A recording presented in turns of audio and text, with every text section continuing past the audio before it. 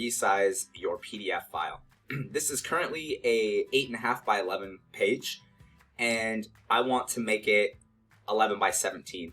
What I'm going to do is I'm going to select File, Print, and then I'm going to change my printer to Adobe PDF. From here, I'm going to select the Properties button, and then the Paper Quality tab. And then I'm going to select the Advanced tab. And this is where we're going to change the paper size to PostScript custom page size. And here is where you could type in the dimensions. So if I wanted this to be 11 by 17 instead, I can select OK after typing in my dimensions, and then OK again,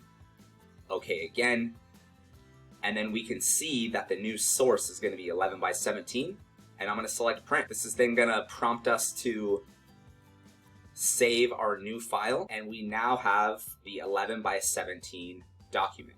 So that's how you resize all of the pages in your PDF document. Thank you for watching.